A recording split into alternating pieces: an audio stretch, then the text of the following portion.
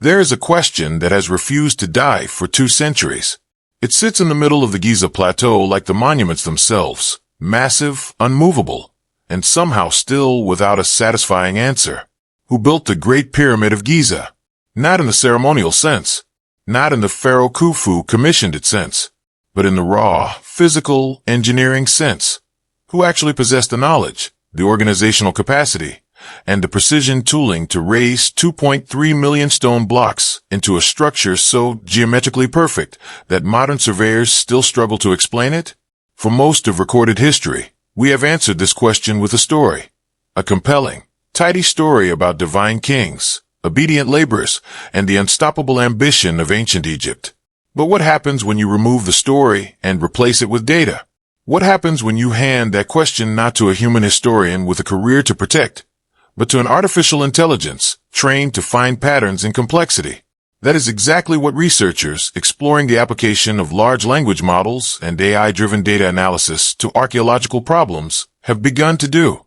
And the results, even in their early stages, are forcing a conversation that the academic world has been reluctant to have.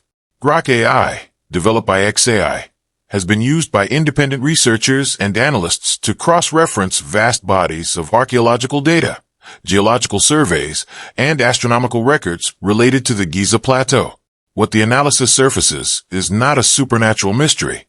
It is something more interesting, a series of measurable anomalies that the dominant narrative has consistently struggled to account for, and which become newly visible when an unbiased system processes them all at once.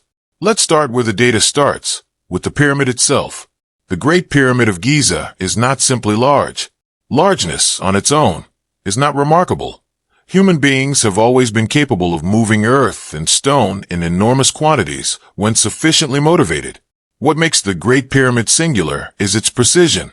The base of the structure, covering approximately 13 acres, is level to within roughly 2.1 centimeters across its entire perimeter.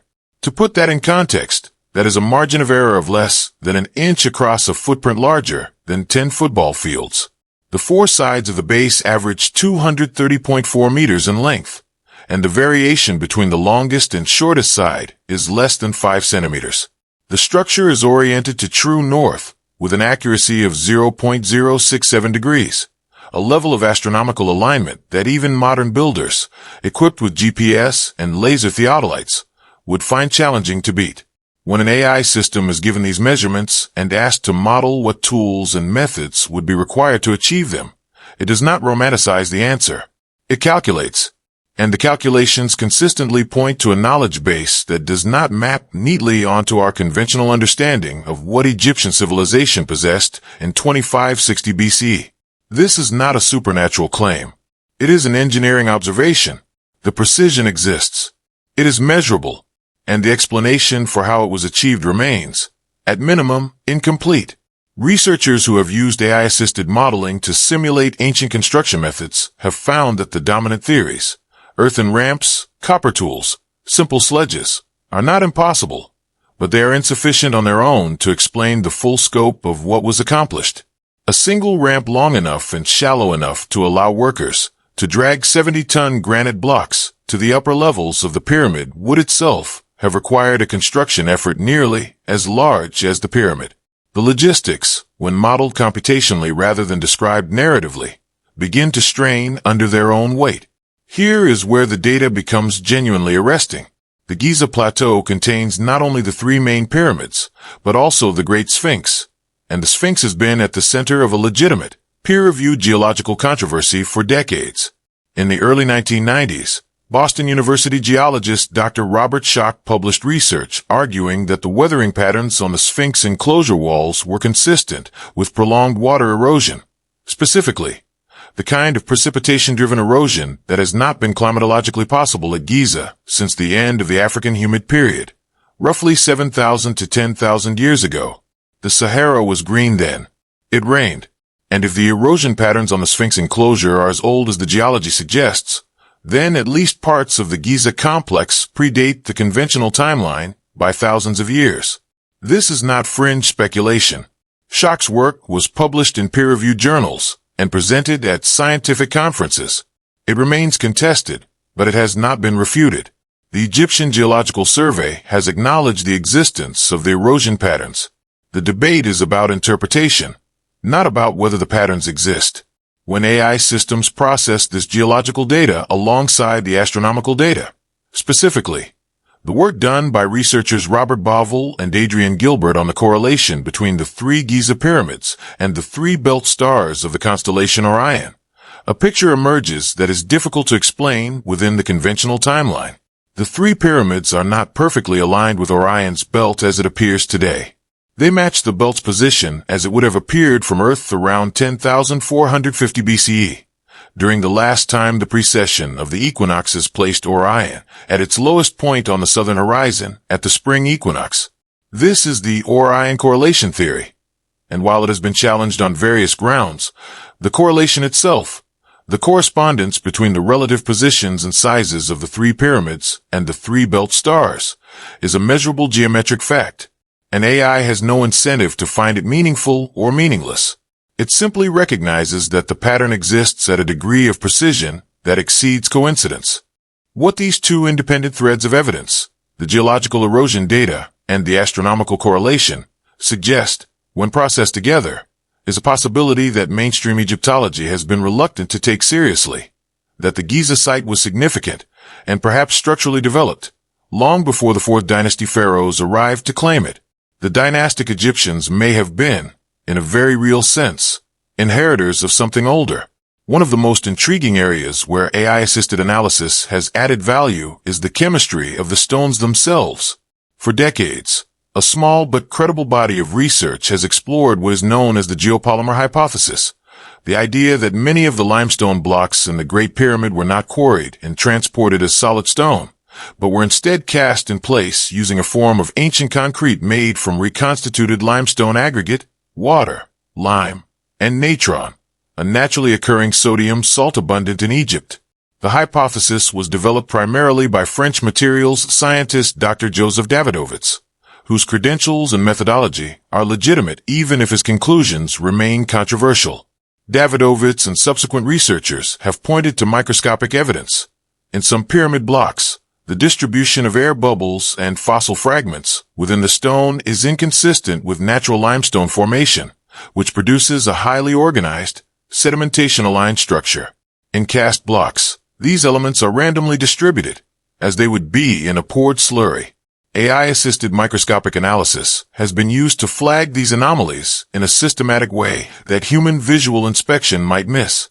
If even a portion of the pyramid's blocks were cast rather than quarried and transported, the logistical problem of the structure transforms entirely. Workers would not need to drag multi-ton stones up ramps. They would need to carry ingredients, limestone rubble, water, natron, in smaller, manageable loads and pour the material into wooden molds directly on the structure. The 2-minute block problem, the calculation that a block would need to be placed every 2 minutes around the clock for 20 years to complete the pyramid on schedule, dissolves. Casting is faster, more scalable, and requires less specialized heavy lifting infrastructure. This is not a settled question. Many Egyptologists dispute the geopolymer hypothesis vigorously, and natural limestone formations can produce apparently anomalous microscopic patterns under certain conditions. But the AI-assisted framing is valuable precisely because it treats the question as open rather than closed, and it searches the chemical data without a prior commitment to one answer. The stoneworking evidence from the Giza Plateau and its associated quarries presents another set of anomalies that AI modeling has helped to clarify. Petrie, the foundational figure of modern Egyptology, examined drill cores and saw marks from Giza in the late 19th century and concluded that the feed rate of the drills, the rate at which the tool penetrated the granite per revolution, was far higher than could be achieved with the copper tools and sand abrasive traditionally attributed to ancient Egyptian stoneworkers. Granite is one of the hardest naturally occurring stones, and modern industrial diamond-tip drills, working in optimal conditions, achieve significantly lower feed rates than what Petrie's measurement suggested. This data point has been acknowledged, contested, and mostly set aside by mainstream archaeology. It does not fit the accepted tool inventory, so it tends to be minimized. An AI system processing the raw measurement data has no reason to minimize it. The numbers are what they are. And when those numbers are fed into a material simulation, the model does not produce a comfortable answer. The simulation suggests that achieving the documented feed rates in hard granite would require either a far harder cutting material than copper, or a method of stone removal that does not rely on conventional abrasion, something involving frequency, vibration, or a mechanism that leaves no obvious physical residue in the archaeological record. Ultrasonic machining exists today. It uses high-frequency vibration to fracture brittle materials at the microscopic level, allowing for precise cutting with relatively low applied force. It leaves smooth cut surfaces and produces no large mechanical components that would survive in the archaeological record. This does not mean the ancient Egyptians had ultrasonic machining. It means that the cut marks in the stone are consistent with a high-frequency process and inconsistent with slow copper abrasion, and an AI analyzing the physical evidence without preconception will flag that inconsistency rather than smooth it over. This is the point where intellectual honesty is most important, because AI-assisted analysis is being sensationalized in ways that go well beyond what the data actually supports. Grok, or any other AI system, cannot tell us definitively who built the pyramids, what it can do, and what makes its contribution genuinely valuable. Is aggregate, cross-reference, and pattern match across bodies of evidence that human researchers tend to siloed and surface the anomalies that result from holding all the data simultaneously.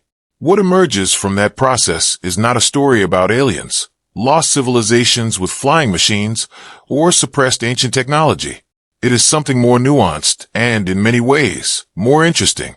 The evidence suggests that the construction of the Giza complex involved a level of mathematical, astronomical, and material knowledge that is not fully accounted for by our current model of Egyptian cultural development in the 3rd millennium BC. It suggests that the site may have roots, or at least points of reference, that extend significantly further back in time. And it suggests that the people who built the Great Pyramid, almost certainly ancient Egyptians, as the hieroglyphic evidence, the workers' villages, the administrative records, and the logistical infrastructure all confirm, we're operating with knowledge and methods that we have not yet fully reconstructed. The workers' villages discovered at Giza by archaeologist Mark Lehner are real. The workers were not slaves. The evidence points to a skilled, well-fed, organized workforce that was compensated for its labor. The administrative infrastructure of the Old Kingdom was sophisticated and capable of organizing massive projects. None of this is in doubt. What is in doubt is whether the tools and methods we have attributed to those workers are sufficient to explain the result they produced. The AI's contribution is to make that gap visible in quantitative terms rather than allowing it to be obscured by narrative. Perhaps the most productive reframing that AI-assisted analysis encourages is what might be called the inheritance hypothesis. Rather than asking, did the Egyptians build the pyramids?